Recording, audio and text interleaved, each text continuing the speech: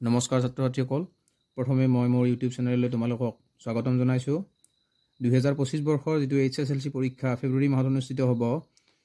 হেতুৰ কাৰণে সাগে তোমালোকে আটাই ভালদৰে প্ৰিপাৰেচন কৰি আছা আৰু হেতুকে আজি আমি দশম শ্ৰেণীৰ গণিত বিষয়ৰ যেটো প্ৰথমটো অধ্যায় আছে যেটো আমাৰ বাস্তৱ সংখ্যা অৰ্থাৎ ৰিয়েল নাম্বাৰছ ইয়াৰ প্ৰথমটো অধ্যায় কি আছে বাস্তৱ সংখ্যা আৰু এই বাস্তৱ সংখ্যাৰ ওপৰত যিবিলাক মানে বহু বিকল্পী প্ৰশ্ন অৰ্থাৎ MCQ যিবিলাক আছে সেইবিলাকৰ বিষয়ে আমি কেটামান চাম আৰু তেনেকৈ আমি 15-20 টা মান আমি প্ৰায় সলিউশন সলভ কৰিবৰ কাৰণে চেষ্টা কৰিম গতিকে তোমালোকে আশা কৰো আটাই ভালদৰে ভিডিওটি চাই যাবা এতিয়া ইয়াৰ প্ৰথমটো প্ৰশ্ন চাবা কি দিছে আমাক বাস্তৱ সংখ্যাৰ প্ৰথমটো যেটো MCQ আছে এটো কি দিছে আমাক 135 অৰ্থাৎ 135 আৰু 225 অৰ্থাৎ 135 আৰু 225 ৰ গসাউ হল অপশন এ এটা দিয়া আছে তোমাক 30375 আৰু অপশন বি দিয়া আছে 945 আৰু সি দিয়া আছে 45 আৰু ডি দিয়া আছে 15 অৰ্থাৎ 15 এতিয়া আমি চাবা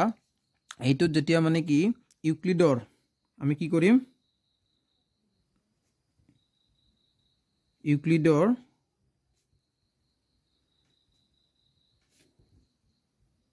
ইউক্লিডৰ কলন বিধি প্ৰয়োগ কৰিম ইউক্লিডৰ কলন বিধি প্ৰয়োগ কৰি আমি পাও কি পাও চাবা ইয়াত প্ৰথমে যেটো ডাঙৰ আছে এটো লিখি লম 225 অৰ্থাৎ 225 লিখিলো 225 টো আমি 135 ক কিমান বাৰ পূৰণ কৰিলে পাম আমি 135 ক 225 ক একবাৰ পূৰণ কৰিলে পাম কিন্তু আৰু কিমান ৰৈ যাব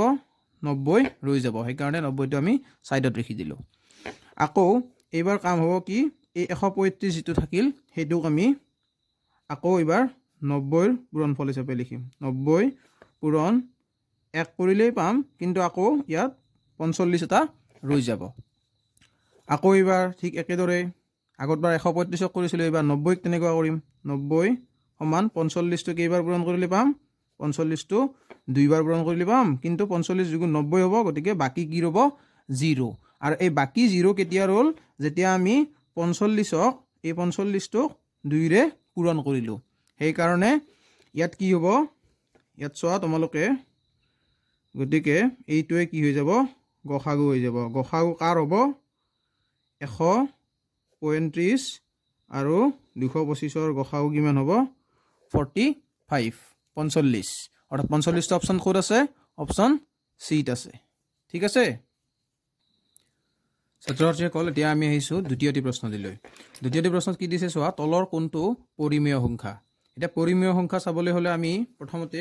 কি কৰিব লাগিব পৰিমেয় সংখ্যা কোনটো গতিকে আমি নিশ্চয় গম পাম যে তলৰ কোনটো পৰিমেয় সংখ্যা বুলি কৈছে গতিকে ইয়াত যিকোনো এটা পৰিমেয় সংখ্যা আছে হেতু নেকি আমি চিনাক্ত কৰিব লাগে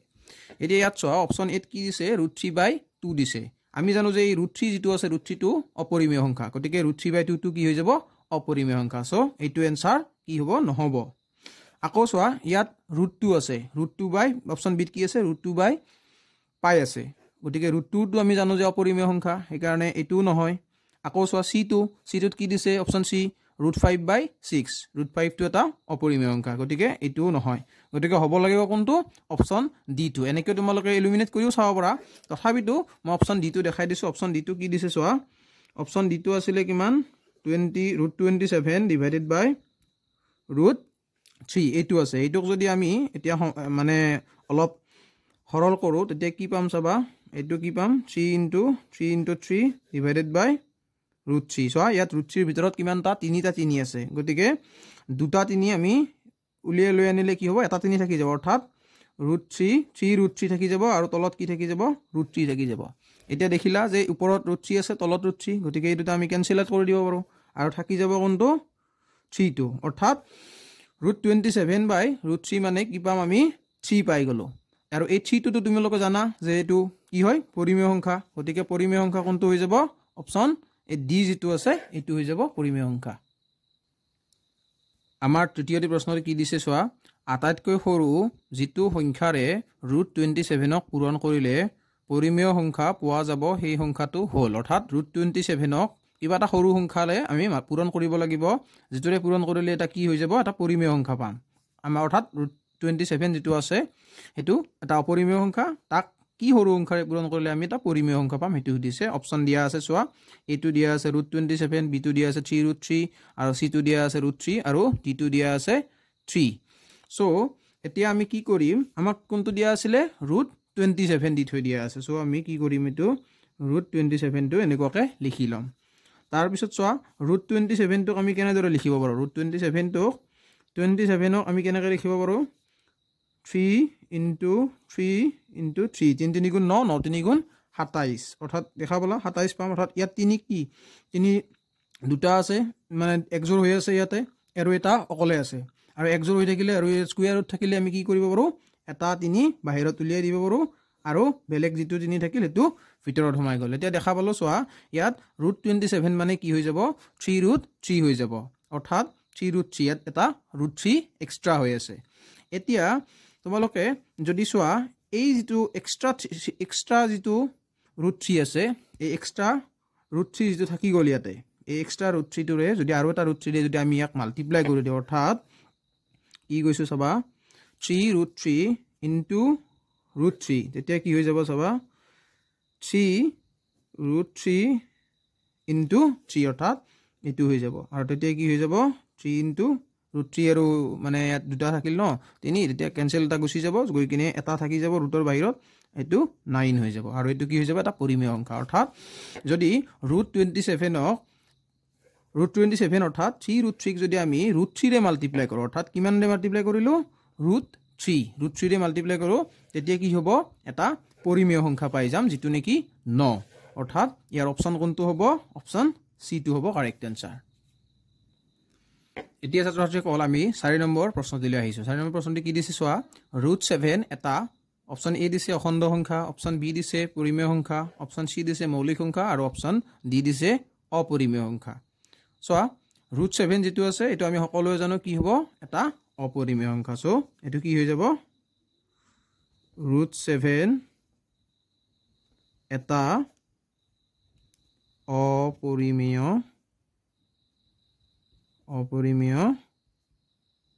সংখ্যা so option D is the correct answer তো আজিৰ আমি 5 নম্বৰ কোৱেশ্চনটো চাবা 5 নম্বৰ কোৱেশ্চনলৈ আহিছো ইউক্লিডৰ বিভাজন প্ৰমেয়িকা য'ত দুটা ধনাত্মক অখণ্ড সংখ্যা a আৰু b দিয়া থাকিলে এনে এটা অদ্বিতীয় অখণ্ড সংখ্যা q আৰু r থাকিব যাতে অৰ্থাৎ এইখিনি তোমাক কৈ দিছে যে দুটা ধনাত্মক অখণ্ড সংখ্যা a আৰু b থাকিব আৰু তেনেকুৱাকে কি হ'ব অদ্বিতীয় এটা q আৰু এটা r থাকিব আৰু এটো কি অনুসৰি বুলি কৈছে আমাৰ ইউক্লিডৰ বিভাজন প্ৰমেয়িকা বুলি কৈছে অৰ্থাৎ ইউক্লিডৰ যেটো বিভাজন প্ৰমেয়িকা হেতুই সুধিছে ইনডাইৰেক্টলি অৰ্থাৎ হেতু কোনটো হ'ব তোমালোকে চাই লবা যে ইউক্লিডৰ বিভাজন প্ৰমেয়িকা মতে কি আছিল a = b q + r এইখিনি হল ইকুৱেশনটো আৰু বাকি যেটো শৰ্ত আছিল শৰ্তটো কি আছিল 0 ≤ r কি হয় b হয় এটো সোয়া এই যেটো পালা a = b q + r 0 ≤ r b এটো নো কোড আছে এটো আছে option b so option b is the correct answer এটো সাকে নিশ্চয় বুজি পালা তোমালোকে এটো জানিবই লাগে আসলতে এটো মুখস্থ থাকিব লাগে ইউক্লিডৰ বিভাজন প্ৰমেয়িকা বুলি দিলে আহিবও পাৰে এক নম্বৰী কোৱেশ্চন ডাইৰেক্টলি আহিব পাৰে এমসিকিউত নাহি তো ছাত্ৰছাত্ৰীসকল দিয়া আমি 6 নম্বৰ কোৱেশ্চনলৈ আগবাঢ়িছো 6 নম্বৰটো কি দিছে চোৱা পৰিমেয় সংখ্যা অৰ্থাৎ পৰিমেয় আৰু অপৰিমেয় সংখ্যাৰ যোগফলটো সদায় কিনো হ'ব হেতু দিছে অপচন এ দিছে অপৰিমেয় সংখ্যা অপচন বি দিছে পৰিমেয় সংখ্যা অপচন সি দিছে পৰিমেয় আৰু অপৰিমেয় সংখ্যা আৰু অপচন ডি দিছে এটাও নহয় কিন্তু আমি কি জানো চোৱা এটা যদি পৰিমেয় সংখ্যা আৰু এটা অপৰিমেয় সংখ্যা যোগ কৰা হয় সদায় কি হ'ব যেটো যোগফল হ'ব এটা অপৰিমেয় সংখ্যা হ'ব অৰ্থাৎ অপচন এ হৈ যাব কি হৈ যাব অপচন এ টো হ'ব ইয়াৰ শুদ্ধ आंसर অপৰিমেয় সংখ্যা অৰ্থাৎ অপশন এ টু হ'ব ইয়াৰ কাৰেক্ট आंसर ঠিক আছে ছাত্ৰসকল সোয়া আদি আমি 7 নম্বৰ কোৱেশ্চনলৈ আহিছো যদি গসাউ অফ 16, y অৰ্থাৎ 16 আৰু y যেটো সংখ্যা আছে y এটা যিকোনো সংখ্যা 16 আৰু y যেটো সংখ্যা আছে তাৰ গসাউ যদি 8 হয় আৰু লসাগুটো কি দিয়া আছে আমাক লসাগু 16, y অৰ্থাৎ 16 আৰু y ৰে লসাগু যেটো আছে এটো 48 দিয়া আছে তেতিয়া হলে y এর মানটো কিমান হ'ব আমাক সুধিছে অপচন এ দিছে 48 অপচন বি দিছে 32 অপচন সি দিছে 24 আৰু অপচন ডি দিছে 8 আমি এটা বস্তু জানো যে যিকোনো দুটা সংখ্যাৰ লসাগু অৰ্থাৎ এটা লিখি দিছো সবা কি আছে সবা লসাগু পূৰণ গসাউ সমান কি হৈ যায় সংখ্যা দুটাৰ পূৰণফল এটো এটা সূত্ৰই আছে সো এই যেটো সূত্ৰ আছে এইটো আমি পাতি দিম লসাগু কিমান আছে 48 গসাউ কিমান আছে 8 আৰু সংখ্যা দুটা কিমান আছে এটা আছে 16 আৰু এটা আছে y এটো আমি কৰি দিলো এতিয়া চাবা y টো যেতিয়া আমি এইফালে আনি দিম তেতিয়া কি হ'ব চাবা এই 48 থাকি গল ইয়াতে আৰু এইফালে থাকি গল 8 অৰ্থাৎ এই 8 টো থাকি গল আৰু এটো আমি কি হেৰে ডিভাইড কৰিম এই 16 যেটো y লগত মাল্টিপ্লাই হৈ আছিল অৰ্থাৎ পূৰণ হৈ আছিল এটোৰে হৰণ কৰিম এতিয়া চোৱা 16 ৰে 48ক আমি 3 বাৰ দিব পাৰিম গতিকে ইমপ্লাইজ দিলো y টো কিমান হ'ব 3 থাকি গল আৰু ইয়াত 8 থাকি গল 3 পূৰণ 8 মানে কিমান হৈ যাব 24 24 ইয়াত 24 টো অপচন কোড আছে অপচন সি আছে so option C is the correct answer ছাত্ৰসকল এতিয়া চাবা 8 নম্বৰ কোৱেশ্চন লৈ আমি আগবাঢ়িছো ইয়াত কি দিছে চোৱা এটা অখণ্ড সংখ্যা m ৰ অৰ্থাৎ যিকোনো এটা অখণ্ড সংখ্যা m বুলি কৈছে m ৰ ক্ষেত্ৰত প্ৰতিটো যুগ্ম অখণ্ড সংখ্যাৰ ৰূপ হল অখণ্ড সংখ্যা m টো যিকোনো এটা অখণ্ড সংখ্যা হ'ব এটো যুগ্ম হ'ব পাৰে অযুগ্ম হ'ব পাৰে হেতুলে কথা নাই যিকোনো এটা অখণ্ড সংখ্যা m বুলি কৈছে আৰু এই ক্ষেত্ৰত কি বুলি কৈছে প্ৰতিটো যুগ্ম অখণ্ড সংখ্যাৰ ৰূপ হল অপচন এ আছে twice m plus 1 option B আছে টুৱাইস m আৰু অপচন সি আছে m প্লাস 1 অপচন ডি আছে m এটা বস্তু চাবা যিকোনো এটা সংখ্যা যেটা যুগ্ম সংখ্যা হ'ব লাগিব হি নিশ্চয় কি হ'ব যুগ্ম সংখ্যা বুলি কৈছে ন যুগ্ম সংখ্যা হ'বলৈ হলে হি সদায় দুইৰে বিভাজ্য হ'ব লাগিব আৰু দুইৰে বিভাজ্য হ'ব লাগিলে কি হ'ব লাগিব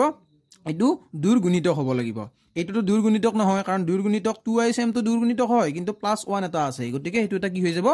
অযুগ্ম সংখ্যা হৈ যাব আকৌ এটো দুই নাই আৰু ইফালে এটো সদায় নহব কাৰণ ধৰি লোৱা এটো কি হ'ব m তো যদি আমাৰ 4 হল 4 প্লাস অর্থাৎ 4 প্লাস 1 কিমান হৈ যাব 5 এটো এটা মানে যুগ্ম সংখ্যা নহব আকৌ m তো যদি নিজে এটা 3 হয় তেতিয়া হল তো ই যুগ্ম সংখ্যাই হৈ যাব গতিকে হ'ব কোনটো দুইৰ গুণিতক কোনটো আছে ইয়াত টুৱাইস m অৰ্থাৎ টুৱাইস m তো হ'ব ইয়াৰ আসল आंसर অৰ্থাৎ শুদ্ধ आंसर টুৱাইস m বুজি পালা ছাত্ৰসকল এতিয়া আমি 9 নম্বৰ কোৱেশ্চনলৈ আগবাঢ়িছো সোৱা এটা অখণ্ড সংখ্যা m ৰ ক্ষেত্ৰত প্ৰতিটো অযুগ্ম সোৱা আগৰবাৰ কি বুলি কৈছিলে সোৱা আগৰবাৰ দিছিলে যুগ্ম অখণ্ড সংখ্যা আমাক চাব দিছিলে আৰু এবাৰ কি দিছে এটা প্ৰতিটো অযুগ্ম অখণ্ড সংখ্যাৰ ৰূপ হল অৰ্থাৎ m তো যিকোনো এটা অখণ্ড সংখ্যা এবাৰ আগৰবাৰৰ নিচিনাকৈ আৰু এই ক্ষেত্ৰত আমাক কি বুলি কৈছে এটা অযুগ্ম সংখ্যা অখণ্ড সংখ্যাৰ ৰূপটো কি হ'ব এটো দিছে অপচন এ এবাৰো দিছে সোৱা twice m plus 1 option B দিছে টুৱাইস m অপচন সি দিছে m প্লাস 1 আৰু অপচন ডি দিছে m এই ক্ষেত্ৰত তোমালোকে গম পাব লাগিব যুগ্মটোৰ ৰূপটো কি আছিল যুগ্মটো আছিল টুৱাইস m সো যেটো অযুগ্ম হ'ব অযুগ্মটো হ'ব অপচন নাম্বাৰ এ টুৱাইস m প্লাস 1 এইটো হ'ব অযুগ্ম সংখ্যা ধৰি লোৱা তুমি ইয়াত m equal to 1 ললা m equal to 1 ললে কি হৈ যাব টুৱাইস m মানে কি হৈ যাব 2 into 1 আৰু প্লাস 1 দিলো কিমান হৈ যাব এইটো হ'ব 3 ঠিক আছে আৰু নাই বলে তুমি এটা যুগ্ম সংখ্যা লৈ লবা এবাৰ m equal to 1 তো অযুগ্ম আছিল m equal to এবাৰ আমি ললো জানিবা 4 ললো অৰ্থাৎ টুৱাইস m এই ক্ষেত্ৰত 2 into 4 plus 1 কিমান হৈ যাব 9 হৈ যাব এটো এটা কি হৈ যাব অযুগ্ম সংখ্যা অযুগ্ম সংখ্যা বিলাক আমি কেনেকৈ লিখিব পাৰো টুৱাইস m plus 1 বুলি লিখিব পাৰো যদি হে এই যেটো m আছে m তো এটা কি হয় অখণ্ড যিকোনো অখণ্ড সংখ্যা হয় ঠিক আছে আশা কৰো তোমালোকে যিকিটা কোৱেশ্চন আমি সলভ কৰিলো এতিয়ালৈকে 9টা একিটা তোমালোকে ভালকে বুজি পালা আৰু যদি এতিয়ালৈকে যিখিনি চাই আছা তোমালোকে ভালদৰে বুজি পাইছা তেতিয়া হলে ভিডিওটিত লাইক কৰিবা আৰু লগৰ বন্ধু বান্ধৱীৰ লগতো তোমালোকে শেয়াৰ কৰিবা এতিয়া আহিছো আমি 10 নম্বৰ যেটো কোৱেশ্চন আছে এটোলৈ কি দিছে সোৱা n স্কয়াৰ এটো স্কয়াৰ হয় n স্কয়াৰ - 1 সংখ্যাটো 8 ৰে বিভাজ্য হয় যদি m এটা কি হ'ব এতিয়া সোৱা সৰি এটো n নহব এটো m হ'ব m স্কয়াৰ - 1 সংখ্যাটো 8 ৰে বিভাজ্য হ'ব যদি হে m এটা কি হয় অপচন এ দিছে এটা যুগ্ম অখণ্ড সংখ্যা অপচন বি দিছে এটা অযুগ্ম অখণ্ড সংখ্যা আৰু অপচন সি দিছে এটা স্বাভাৱিক সংখ্যা আৰু অপচন ডি দিছে এটা পূৰ্ণ সংখ্যা এটা চোৱা m যেটো আছে m তো কি হ'ব বুলি সুধিছে অৰ্থাৎ m স্কয়াৰ যদি m স্কয়াৰ - 1 অৰ্থাৎ যেটো সংখ্যা আমি m লম সেই m সংখ্যাটোৰ যেটো বৰ্গফল তাৰ পৰা যদি 1 বিয়োগ কৰো হেতুক 8 ৰে বিভাজ্য হয় বুলি কৈছে এটা চোৱা যিকোনো এটা আমি যুগ্ম সংখ্যা লৈ ললো যুগ্ম সংখ্যা ললো ধৰি ললো যে m = 2 এতিয়া আমি স্কয়াৰ কৰিম 2 স্কয়াৰ - 1 এটো কিমান পাবা 4 - 1 = 3 3 পাই গলা 3 টু কি 8 ৰে বিভাজ্য হ'ব নেকি নহব গতিকে এটো কি হৈ যাব এটো মানে অৰ্থাৎ যুগ্ম সংখ্যাটো কি হ'ব নোৱাৰে এতিয়া আহিলে অযুগ্ম সংখ্যা চাম আমি যদি m তো কি হ'ব এটা অযুগ্ম সংখ্যা ধৰি ললো আমি প্ৰথম অযুগ্ম সংখ্যা যেটো আছে 1 টোৱে ললো এতিয়া m স্কয়াৰ - 1 অৰ্থাৎ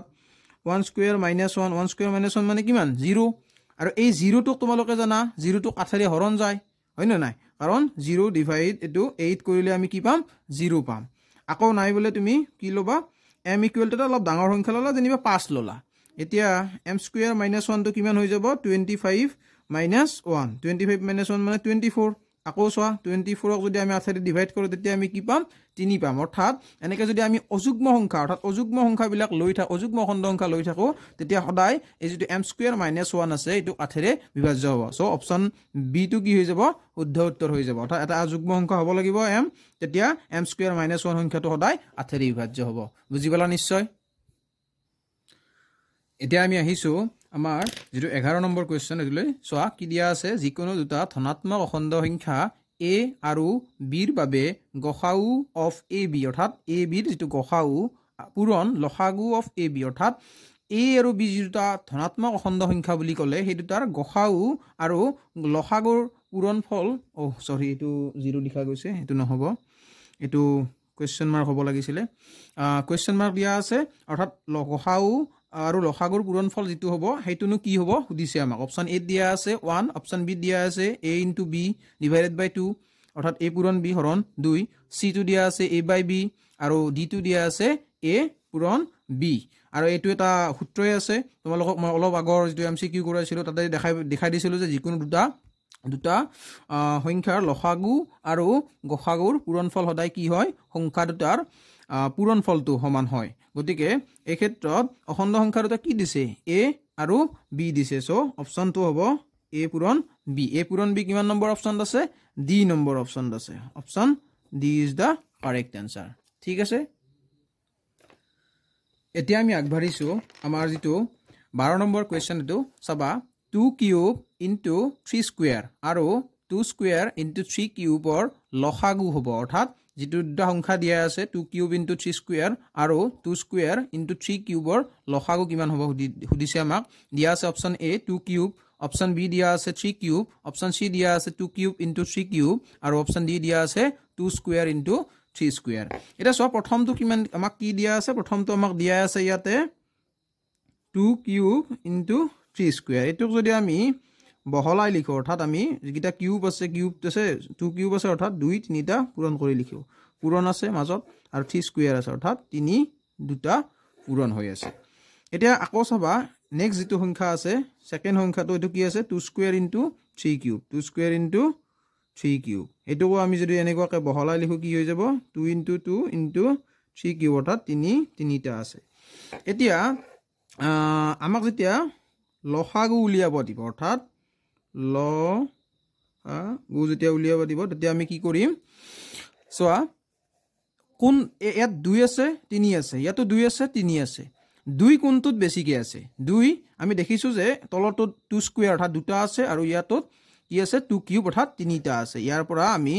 3টা 2 যোনটোত বেছি থাকে হেইটো ডাইৰেক্টলি লৈ লব লাগিব 2 ইনটু 2 ইনটু 2 2 ৰ ক্ষেত্ৰত হৈ গল আমাৰ এতিয়া আমি চাম 3 ৰ ক্ষেত্ৰত সোৱা 3 টো ইয়াত স্কয়াৰ অৰ্থাৎ 3 স্কয়াৰ হৈ আছে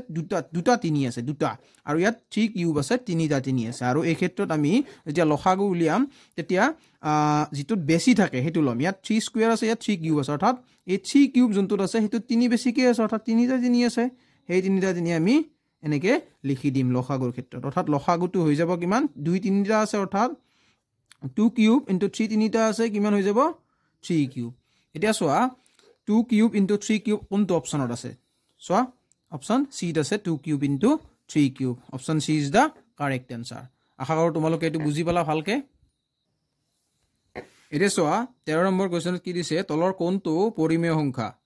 অপচন এ দিছে √2 অপচন বি দিছে √3 অপচন সি দিছে √4 আৰু অপচন ডি দিছে √5 এৰে সোয়া √2 তো তোমালোকে জানা যে অপৰিমেয় সংখ্যা √3 তো অপৰিমেয় সংখ্যা √5 তো অপৰিমেয় সংখ্যা গতিকে থাকি গল কোনটো √4 তো গতিকে এইটো √4 তো অপৰিমেয় সংখ্যা নহয় গতিকে এইটো কি হ'ব পৰিমেয় সংখ্যা আমি একবাৰ চাও তথাপিতো √4 তো আমি কেনেকৈ লিখিব পাৰো এটো 2 * 2 লিখিব পাৰো অৰ্থাৎ এটো কি হৈ যাব 2 স্কয়াৰ সো ইয়াত 2 স্কয়াৰ আছে আৰু ইয়াত স্কয়াৰ ৰুট আছে এটো কেনসেল হৈ যাব থাকি যাব কোনটো 2 থাকি যাব আৰু আমি জানো যে 2 টো কি হয় 2 এটা কি হয় পৰিমেয় সংখ্যা গতিকে √4 তো কোড আছে অপচন সি আছে এটো এটা কি হ'ব কারেক্ট आंसर হৈ যাব ইয়াৰে এতিয়া আহিছো আমি 14 নম্বৰ কোৱেশ্চন দিলৈ কি দিছে সোয়া 43 divided by 2 to the power 4 into 5 cube পৰিমেয় সংখ্যাটো দশমিক প্ৰসাৰণৰ দশমিক স্থানৰ পৰিসমাপ্তি হোৱা স্থানৰ সংখ্যা অৰ্থাৎ এটা আমাৰ সংখ্যা দিছে সংখ্যাটো কি দিছে চাই লবা তোমালোকে ওপৰত আছে 43 অৰ্থাৎ 43 তলত কি আছে 2 to the power 4 into 5 cube আছে এই যেটো সংখ্যা আছে এই সংখ্যাটোৰ যেতিয়া মানে আমি দশমিক প্ৰসাৰণ কৰিম আৰু দশমিক স্থানৰ যেটো পৰিসমাপ্তি হ'ব হেতু কিমানত নহব গতিকে সোয়া আমি জানো যে দশমিক প্ৰসাৰণ কেনেকৈ কৰিব পাৰিম আমি এটা মানে ইয়াত ক্লাস 10ত যেটো প্ৰথম অধ্যায় আছে তাত আমি এটা সহজ উপায় পাইছো যে 2 পূৰণ 5 অৰ্থাৎ 2 পূৰণ 5 মানে কিমান হয় 10 অৰ্থাৎ আমি যদি দুৰ যি কোনো ইয়াত কিউব লব পাৰো স্কয়াৰ লব পাৰো ঠিক তেনেকৈ যদি আমি 5 ৰো একে পাৱাৰ আনি দিব পাৰো তেতিয়া কি কৰিব পাৰো আমি এটো 10 বা 100 নাইটো বা এনেকুৱাকে আমি কি কৰিব পাৰো বেলেগ বস্তুবিলাক যেতিয়া আনিব পাৰো তেতিয়া আমি মানে আমাৰ যেটো দশমিক প্ৰসাৰণ এটো সহজ হৈ যায় 10 1000 10000 এনেকুৱা টাইপত হৈ যায় গতিকে এটা তোমালোকে চাবা যে এটোত আমি কি কৰিব পাৰিম সোয়া ইয়াত 2 কিমানটা আছে 4টা আৰু 5 কিমানটা আছে 3টা যদি আমি 2 পূৰণ 5 কৰি দিও অৰ্থাৎ তোমালোকে যদি সোয়া যে আমি ইয়াত 2 কিউব আছে 2 to the power 4 আছে তো আমি 2 কিউব লিখি ললো আৰু ইয়াৰ 5 কিউব টো ওচৰত আনি দিলো ঠিক আছে আৰু এটা সোয়া 2 to the power 4 আছিল ইয়াত কিন্তু আমি 3টা হে লৈছিলো 4টাৰ পৰা আৰু এটা থাকি গল গতিকে হেতু এক্সট্ৰাকে থাকি গল এতিয়া আমি চাবা কি কৰিছো আমি এই 2 আৰু 5 যেটা হেৰি হৈ আছে কিউব হৈ আছে 2 কিউব আৰু 5 কিউব দুটা মাল্টিপ্লাই হৈ আছে আমি এনেকুৱা কৰি দিব পাৰো 2 * 5 হোল কিউব কৰি দিব পাৰো গতিকে তাৰ থাকি যাব এক্সট্ৰাকে 2 এটা গতিকে এটো আমি কি কৰি দিব পাৰিম 10 কিউব কৰি দিব পাৰিম আৰু কাখত এটা 2 মাল্টিপ্লাই হৈ আছে এতিয়া আমি কি কৰিব লাগিব চাবা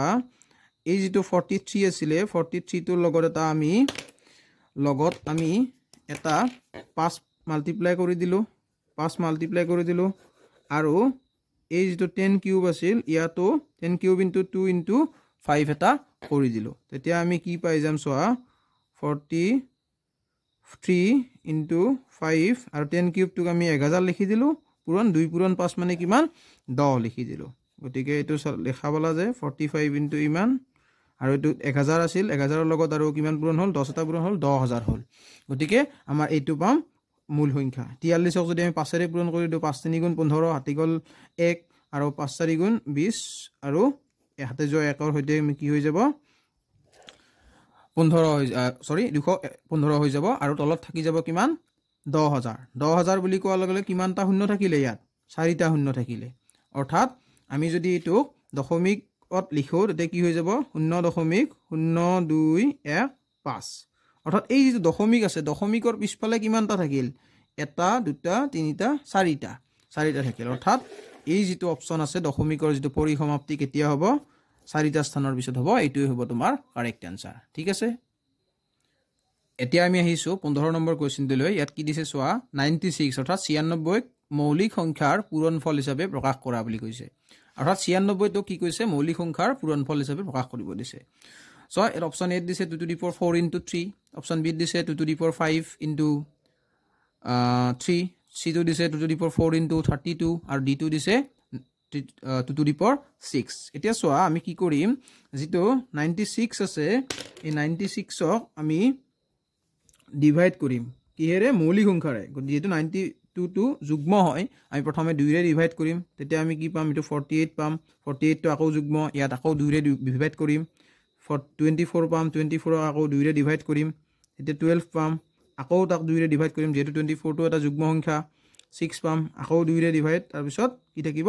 3 অৰ্থাৎ সোয়া 96 টো আমি কেনেকৈ লিখিব পাৰো 2 এটা 2টা 3টা 4টা 5টা অৰ্থাৎ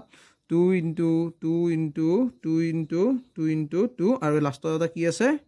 3 আছে অৰ্থাৎ এটোক যদি আমি সংক্ষেপত লিখিব যাও 2 5টা আছে so 2 to the power 5 into 3 so এতিয়া অপচন অৰ্থাৎ 96 যেটো আছে 96 টো আমি কেনেকৈ লিখিব পাৰো 2 to the power 5 into 3 আৰু এটো অপচন কিমানত আছে অপচন বি ত আছে so option B is the correct answer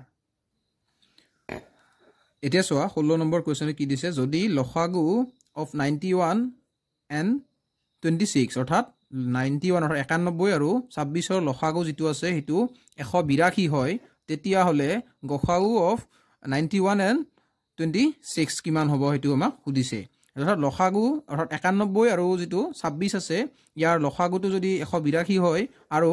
তেতিয়া হলে গসাগু 91 আৰু 26 ৰ গসাগুটো কিমান হ'ব অপচন এ দিয়া আছে 13 অৰ্থাৎ 13 অপচন বি দিয়া আছে 26 অপচন সি দিয়া আছে 7 অপচন ডি দিয়া আছে 9 এতিয়া এটো আমি কেনেকৈ কৰিম হেৰেছোৱা আমি জানো যে দুটা সংখ্যাৰ লসাগু পূৰণ গসাগু সমান সংখ্যা দুটাৰ পূৰণফল এই ক্ষেত্ৰত চোৱা আমাক সংখ্যা দুটা কিমান দিয়া আছে 91 আৰু 26 আৰু এই দুটাৰ লসাগুটো আমাক দিয়া আছে 182 কিন্তু গসাগুটো আমাক লাগে সো আমি এটা কি কৰিম চাবা লসাগু সংখ্যা দুটাৰ লসাগু কিমান দিয়া আছে 182 হেতু আমি লিখি দিছো পূৰণ গসাগুটো আমি নাজানো সো এটো আমি গসাউ হিচাপতে ৰাখি থৈ দিলো আৰু সংখ্যা দুটাৰ কি হ'ব সমান কিমান হৈ যাব লসাগু পূৰণ গসাগু কিমান হ'ব সংখ্যা দুটাৰ পূৰণফল সংখ্যা দুটা কি আছিল 91 আৰু 26 সো আমি এটো কি দিলো 91 পূৰণ 26 লিখি দিলো এতিয়া চাবা ইয়াত 182 টো গসাউৰ লগত পূৰণ হৈ আছে গতিকে আমাক যদি অকল গসাউটো আমাক লাগে তেতিয়া হলে আমি কি কৰিম ইফালে 91 পূৰণ যেটো 26 থাকিলে ইয়াক কি হৈ যাব 182 অৰ্থাৎ 182 ৰে হৰণ হৈ যাব এটো হৈ যাব এতিয়া চোৱা আমি যদি সাইডত চাই লও 91 টোক যদি আমি 2 ৰে পূৰণ কৰো তেতিয়া আমি কি পাম 2 1 গুণ 2 আৰু 2 9 গুণ 18 অৰ্থাৎ 182 পাম এতিয়া চোৱা 91 ৰে একবাৰ কাটিলো আৰু ইয়াত 182 দুইবাৰ কাটি দিলো থাকি গল ঠিক আছে আৰু 2 ৰে আকৌ 26 অৰ্থাৎ 26ক আমি 13 বাৰ কাটিলো গতিকে থাকি গল কি 1 আৰু 13 গতিকে গ হা উ সমান 1 পূৰণ 13 থাকি গল এতেকে গ হা উ সমান কিমান হ'ব 13 হৈ যাব সো অপচন 13 টো ক'ত আছে অপচন 8 আছে option A is the correct answer এতিয়া চাবা আমি 17 নম্বৰ কোৱেশ্চনটোলৈ আহিছো কি দিছে চোৱা 7 into 11 into 13 plus 13 এটা কি হ'ব অৰ্থাৎ 7 পূৰণ 11 পূৰণ 13 যোগ 13 এটা কি সংখ্যা হ'ব এটো দিছে অপচন এ দিছে মৌলিক সংখ্যা অপচন বি দিছে যৌগিক সংখ্যা অপচন সি দিছে মৌলিক আৰু যৌগিক দুটাই বুলি কৈছে আৰু অপচন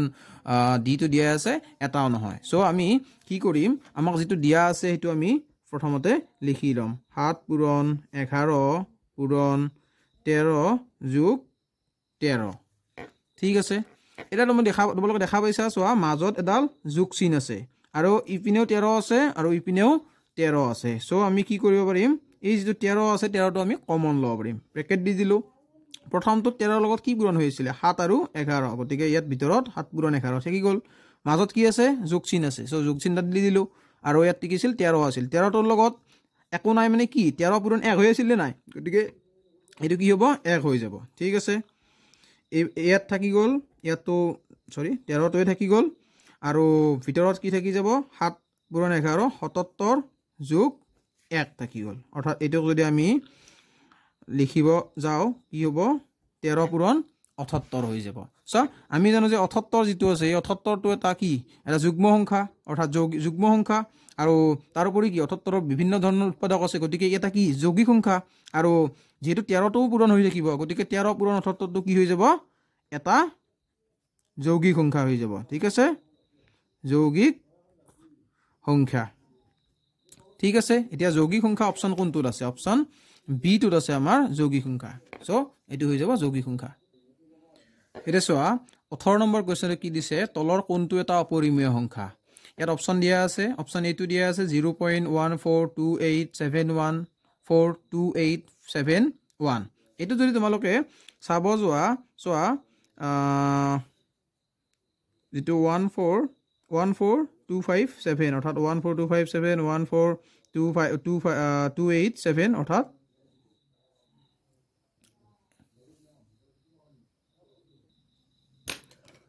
ইয়াত অকণমান অপচনটো অলপ দিয়াত ভুল হৈ আছিল চোৱা 18 নম্বৰটো কি দিছে তলৰ কোনটো এটা অপৰিমেয় সংখ্যা অপচন এ টো দিছে 0.1428571427 ইয়াত যদি চাবলৈ যোৱা তোমালোকে 14287 অৰ্থাৎ এই যেটো 14287 2857 অৰ্থাৎ এই যেটা 6টা অংক আছে এই 6টা অংক ইয়াতে আকৌ আহিছে গতিকে এইটো এটা অপৰিমেয় সংখ্যা হ'ব আৰু এইটো কি আছে আৰু গৈয়ে থাকিব মানে এনেকুৱাকে আহি থাকিব 6টাৰ পিছত একে আহি থাকিব আৰু 7/22 টো এটা পৰিমেয় সংখ্যা হয় কিন্তু এইটো এটা চোৱা ইফালে চোৱা যেটো ডি আছে ডি অপচনটো আছে √4/11 √4 টোক আমি কি লিখিব পাৰো 2 লিখিব পাৰো 2/11 হেতু এটা পৰিমেয় সংখ্যা কিন্তু ইয়াত এটা অপচন আছে পাই অৰ্থাৎ এই যেটো এটা পাই মনত ৰাখিবা তোমালোকে বেলেগ অপচন থাকিলেও দেখি যদি পাই দেখা পোৱা পাই এটা কি হৈ যাব সদায় পাই এটা অপৰিমেয় সংখ্যা সো বাকি অপচন বিলাক আমি নাচালেও হ'ব তলৰ কোনটো এটা অপৰিমেয় সংখ্যা বুলি সুধিছে পাই আছে অপচন সি আছে কি পাই টু আৰু অপচন সি টো হৈ যাব অপৰিমেয় সংখ্যা option C is the correct answer ইয়াৰ এতিয়া আমি আহিছো 19 নম্বৰ কোৱেশ্চনটোলৈ 19 নম্বৰটো কি দিছে পৰিমেয় সংখ্যা 23 ডিভাইডেড বাই 2 স্কয়াৰ ইনটু 5 ৰ দশমিক প্ৰসাৰণ কিমান স্থানলৈ হ'ব এটো আমাক কোৱেশ্চন দিছে অৰ্থাৎ যেটো আমাৰ সংখ্যা আছে 23 ডিভাইডেড বাই 2 স্কয়াৰ ইনটু 5 এইটো এটা সংখ্যা দিছে এইটো সংখ্যাৰ দশমিক প্ৰসাৰণ হেতু কিমানতম স্থানলৈ হ'ব ইয়াত তোমালোকে এটা সহজ উপায় দি আছো মই অৰ্থাৎ 2 আৰু 5 যদি থাকে ইয়াৰ যেটো ঘাত হ'ব ঘাত যোনটোৰ ঘাত ডাঙৰ থাকে কিমানতম স্থানলৈ হ'ব অৰ্থাৎ 2 স্কয়াৰ আছে আৰু 5 ৰ ওপৰত একো নাই মানে কি আছে 1 এটা আছে গতিকে 1 টো ডাঙৰ নে 2 টো ডাঙৰ 2 টো ডাঙৰ গতিকে অপচন বি টো ডাইৰেক্টলি হৈ যাব বুলি তোমালোকে কৈ দিব পাৰা অৰ্থাৎ 2 টো হ'ব তথাপিতো আমি যদি এটো চাবলৈ যাও এটো কিনেকৈ লিখিব পাৰিম চোৱা এটো ইয়াতে 23 আছে আৰু ইয়াত যদি আমি এই 2 স্কয়াৰ যেটো আছে 2 স্কয়াৰ থাকিল ইয়াত এটা 5 আছে আৰু এতিয়া চোৱা এইখিনি বস্তু ইয়াত দিয়া আছে আমাক আমি যদি এটা ওপৰে তলে এটা কি কৰো 5 এটা মাল্টিপ্লাই কৰি দিও আৰু তেতিয়া কি হৈ যাব 23 5 গুণ হৈ যাব 115 আৰু ইফালে 2 স্কয়াৰ মানে হৈ যাব 4 আৰু 5 5 গুণ মানে কিমান হৈ যাব 25 গতিকে তোমালোকে চাব পাৰা 115 ডিভাইডেড বাই 4 25 গুণ কিমান হৈ যাব 100 আৰু এটো যদি আমি দশমিকত লিখিব লাগিব তেতিয়া কিমান হৈ যাব 1.15 হৈ যাব সো দশমিকৰ পিছত কিমানটা থাকি গল দুটা থাকি গল গতিকে সো অপচন বি অৰ্থাৎ দুটা যেটো আছে দশমিক স্থানৰ প্ৰসাৰণ তাতে ইয়াৰ পৰিসমাপ্তি ঘটিব এই যেটো টেকনিক কলো মই প্ৰথমতে হেইটোত তোমালোকে চাই কিনে আগৰ যেটো কোৱেশ্চন আছিলে হেইটো তোমালোকে সমাধান কৰিব পাৰিবা আগৰ কোনটো আছিলে মই চাই দিছো তোমালোকক আগৰ এইটো আছিলে এইটো যেটো আমি 14 নম্বৰ কোৱেশ্চন কৰিছিলো ইয়াতো তোমালোকে চাব পাৰা যে 43 divided by 2 to the power 4 into 5 cube আছে ইয়াত চোৱা 2 আৰু 5 ৰ ভিতৰত কোনটোৰ পাৱাৰ বেছি আছে 2 ৰ পাৱাৰ বেছি আছে কিমান আছে 4 সো ইয়াত কি হৈছে যেটো 4 আছে অপচন বি যেটো 4 আছে হিমানটা অৰ্থাৎ 4টা স্থানত ইয়া দশমিক পৰিসমাপ্তি ঘটিব তো ঠিক আছে আমি এতিয়া নেক্সট কোৱেশ্চনলৈ আগবাঢ়িছো ছাত্ৰ-ছাত্ৰীসকল আমি যেটো বাস্তৱ সংখ্যা অধ্যায় আছিল তোমালোকৰ প্ৰথম অধ্যায় এই বাস্তৱ সংখ্যা অধ্যায়টিৰ প্ৰায় এই এতিয়া আমি কিমান 20 নম্বৰ অৰ্থাৎ 20টা কোৱেশ্চন আমি এমসিকিউ আমি 20টা সমাধান কৰিলো আৰু মানে এটো কৰিলে হৈ যাব আমাৰ গতিকে আমি এই 20টাৰ উপৰিও আৰু দুটা থাকিব এনেকুৱা টাইপৰে থাকিব গতিকে যিখিনি আহে প্ৰায় ধৰণৰ আমি সমাধান কৰিয়ে দিছো আৰু যদি ভাল পোৱা চেনেলটো লাইক কৰি দিবা আৰু বন্ধু বান্ধৱীকো শেয়াৰ কৰিবা সো এতিয়া চোৱা আমি যেটো 20 নম্বৰ কোৱেশ্চন আছে হেতুলৈ আগবাঢ়িছো x = p/q অৰ্থাৎ x = p/q আহি দি থৈ দিয়া আছে সো এটা পৰিমেয় সংখ্যা হ'ব যত p আৰু q দুটা অখণ্ড সংখ্যা সো p আৰু q কি বুলি কৈ থৈ দিয়া আছে দুটা অখণ্ড সংখ্যা বুলি দি থৈ দিয়া আছে আৰু বেলেগ কি শৰ্ত লাগিব যদিহে কি p by q এটা পৰিমেয় সংখ্যা হ'ব লাগে এতিয়া চোৱা অপচন A দিছে p is equal to 0 option B দিয়া আছে p is not equal to 0 আৰু অপচন C দিয়া আছে q is equal to 0 আৰু অপচন D দিয়া আছে q is not equal to 0 আমি সকলোৱে জানো যে p by q এটা কি হ'ব পৰিমেয় সংখ্যা হ'ব যদিহে কি q is not equal to 0 আৰু p,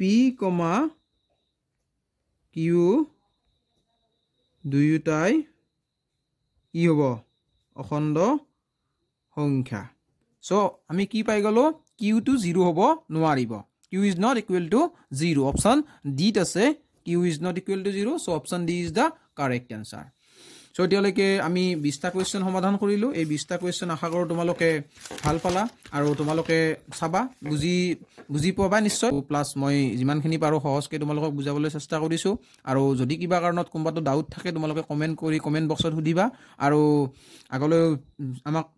এই চেনেলটো তোমালোকে চাই যাবা আৰু বেলেগ বেলেগ যিবিলাক চেপ্টাৰ আছে এই চেপ্টাৰ বিলাকৰ এমসিকিউ বিলাক আমি আগবঢ়াম তো আজিলৈ ইমানখিনিয়ে আছিল আৰু এই 20টা কোৱেশ্চন তোমালোকে ভালদৰে চাবা যদি ভিডিওটি চাই অলপ হলেও উপকৃত হলা বুলি ভাবিছা ভিডিওটি লাইক কৰি দিবা আৰু চেনেলটো সাবস্ক্ৰাইব কৰি দিবা লগতে তোমালোকৰ যদি বন্ধু বান্ধৱী বিলাক আছে তেওঁলোককো শেয়াৰ কৰি দিবা যাতে তেওঁলোকৰো কিছু লাভ হয় আৰু আগলৈ এনেকুৱা ভিডিও পাই থাকিবা নিশ্চয় তোমালোকে আৰু আজি প্ৰথম অধ্যায়টি আগবঢ়ালো আৰু এনেকৈ আমি ক্ৰমান্বয়ে বেলেগ বেলেগ অধ্যায়কিটাও বিশৰ অধ্যায়কিটাও আমি আগবাঢ়িম গণিতৰ গোটেইকিটা চেপ্টাৰৰ এমসিকিউ আগবঢ়াম গতিকে তোমালোকে চাই থাকিবা